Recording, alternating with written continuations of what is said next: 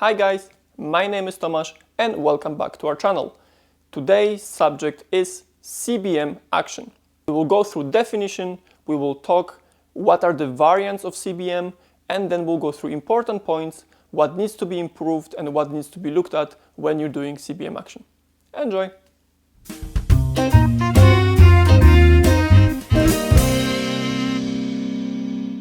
Let's start with the definition.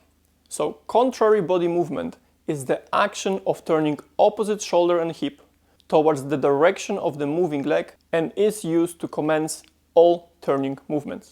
So now that we know the definition, which by the way is from the dancing book from 1941, so you can clearly see that the dance knowledge is really universal and it doesn't get older with time. It's still valid at this day in 2021. So, CBM is an action of the turning of your hips and shoulders with moving forward and backward. And that is very important to notice that CBM can be only created with movement forward and backward. So when you're thinking CBM, always think move and turn in the same time. It's very important not to do one or the other. We need to blend them both together. So in simple words, I want to move forward and turn my body in the same time. In everyday life, we use CBM when we walk. So when we walk, we usually move left foot forward and right arm forward, and right foot forward and left arm forward, right? And we keep doing that whilst walking. We don't first move the foot, then move the arm, then the foot, then the arm. We do it simultaneously in the same time. Now, of course, sometimes I've tried, we can try to walk with not opposite sides, but that is slightly different and actually not so easy. So if you try it yourself, you will notice that you will need much more effort and much more tone in your body to move same side and same foot rather than the opposite one. Because in dancing we have a top line that we don't want to move, instead of moving the arms, we try to use the shoulders as a whole top line and upper part. So now let's go to the application of CBM in a driving step. Driving step will be the most common place you will find CBM because that's when we usually commence the turn. That is not always the case, but it is the case in majority of the times. Therefore, we will start with that. We have to distinguish two separate options. So first, the option is when we move our body exactly forward or exactly backward with no alteration of direction, so no curving, and then how to do CBM with curving on top. And those will be slightly two different options. Let's start with the first one. So now we will go exactly straight forward and exactly straight backward and try to apply the CBM during that step. Before we take the step forward, one of the most important things in CBM is the wind-up. So before we take the step, we want to have body slightly underturned, which means if I go with my right foot forward, I want to have my body slightly turned to the left, just so I feel my CBM action will be fuller. Now, the second thing I have to do is I have to step exactly forward with a driving step. Now, of course, if you want to see the full video about the driving step, it will be in the description below, so go and check it how to do it. Once we have the wind up, once we're going with the right foot forward, now it's super important to, of course, another interested person in the lecture, it is super important to go forward and turn in the same time. Now we want to turn smoothly from that position through the squared position to the overturned position where my left shoulder is in front of my body. Okay, now I will do it of course smoothly. So from a wind up, I'm driving forward and turning in the same time. So now the second option is when we go with the left foot forward and we turn the body to the left. So this time I have to have my body prepared with a turn to the right, and I start turning with my step forward. I am square in a 50-50 exactly in the middle of the step, and then when I close my feet, I continue my body turning to the left, which ends up with my right shoulder being in front of my body. now let's do it backward. So when I'm going with the left foot backward, and at the moment I will go directly backward, we'll talk about the curving in a second. Again, left foot backward, so the body is prepared to the left, and in the same time I'm going backward, I will be turning my body, I will be squared exactly in the 50-50 position of my step, and then when I'm going backward, I will continue turning my shoulders and hips. So when I arrive to full weight, I am with my left shoulder forward or right shoulder backward, whichever you prefer to think. And now the last option is going with the right foot backward. So of course, we have to have prepared the body to the right. Now I will start turning to the left. In the same time I'm moving backward, I will be squared to my turn exactly in the 50-50, so in the middle of my step. And now I will continue turning to the left, and my right shoulder will be forward when I finish the step. So now I will show all those options from different perspectives. So I will be sideways to the camera, and now we'll be back into camera just so you see it better. I will do it smoothly and continuously so you can see full action. Let's start with sideways. So I will start with my right foot going forward. So wind up is to the left. I'm stepping and turning, finishing with the left shoulder forward. Now I'll go with the left foot forward.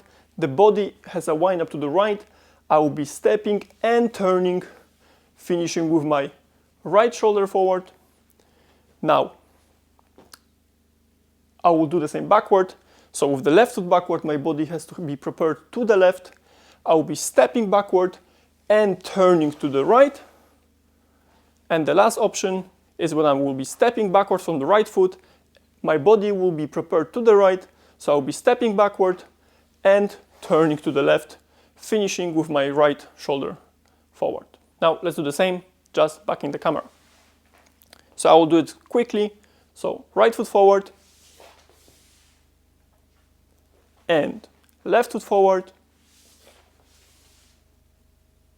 and left foot backward, and right foot backward. So now the second, let's say, group or option is that we don't go exactly straight. We can curve the first step as well, because not in every figure, actually majority of the figures, we won't go exactly straight, we will be curving, especially going backward.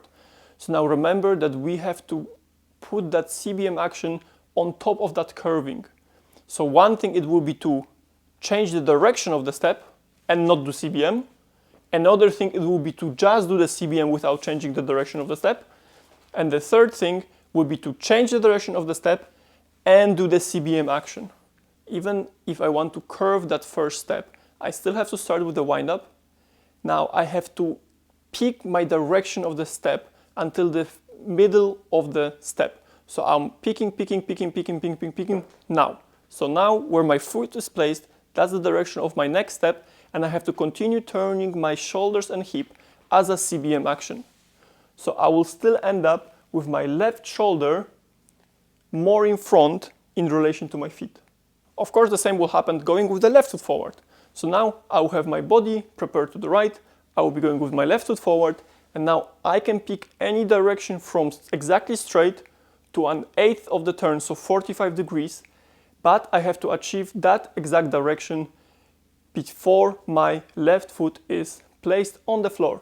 So I'm picking now. So once I pick the direction, my body is squared exactly in the 50-50 of the step, and I will continue turning the shoulders to the left, which will end up with my right shoulder forward in relation to my feet. Curving the step backward is even more important. Why? Because that's the moment that we usually have to give space to the person going forward. We have to get out of the way. So curving the step backward and using the CBM is essential in pretty much every single dance. I will start being on my right foot, I will be moving backward with my left foot, my body will be turned to the left. During the first preparation, again, I will be picking the direction of my next step. I have to do it by turning my hips into the direction I want to go. So I have to turn my hips, turn my hips, turn my hips, turn my hips, turn my hips. So in the middle of that first step, my hips are backing the direction of my next step. In that place, my body is exactly squared, so I'm not underturned or overturned, which is usually the case that people overturn that moment. And now when I'm arriving on the left foot, I will continue turning the body to the right and arrive to the lovely position with my left shoulder forward. So last variant, going with the right foot backwards, so that's the turn to the left. My body will be prepared slightly to the right. Again, I have to pick my next direction between the now and before I place my right foot. So I will be curving hips, curving hips, curving hips, and moving, right? So now in the middle of that step, my hips have to be in exact direction of my next step. In that moment, my body is exactly squared. And when I arrive to the foot, I have to continue turning my shoulders to the left, which will end up with my right shoulder forward in front of my body. Now again, let's show it from different angles. So I will be doing that sideways and I will go through all the options. So my right foot is going forward, my body is prepared to the left, and I'm curving and doing CBM action. I'll go back.